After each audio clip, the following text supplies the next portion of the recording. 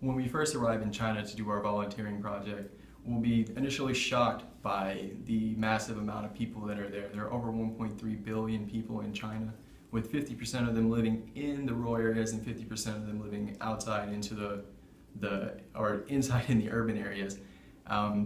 That's a pretty good split. So, I mean, whether you're from the countryside or from the city side, you should be able to find your balance there. China also is home to 56 different ethnic groups, which is a really large number. The most popular ethnic group, which 91% of the population belongs to, is the Han. But the other 55 ethnic groups are dispersed throughout the entire country. So there isn't much segregation or anything like that. So we should be able to come right in and blend in with the rest of the people. The Chinese people are also very hardworking and peace-loving people. They like to go to work and then come home and have their family life as well. They also have a very high standard of living, and that's attributed to their very good education standards that they have implemented now.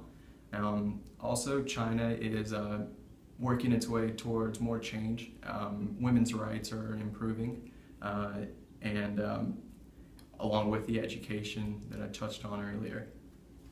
Now, when we come into our homes or our host family's homes, there are a few things that are traditional things that how to introduce people, or how we'll be introduced to people over there if we do that. If somebody else is introducing us, then we should allow them to introduce us, because it'll be a sign of disrespect to that person that we're over talking him or going over him or her. Usually they like to shake hands or bow. It's just a sign of respect towards the other person. China has a few different things that they do while they're introducing people. Usually the juniors or the younger kids and younger adults get introduced to the seniors first, the males to the females first, and then in government standards or something like that, the inferior people get introduced to the superior people, and not the superior to the inferior. And for our case, the host should be introduced to the guest, not the other way around. We should also be showing very high respect to the seniors and to our host family, because they're allowing us to go into their homes, and we should be grateful for that. Giving gifts is also another very important thing.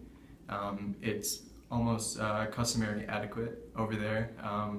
It's more of a sign of respect or a kind gesture.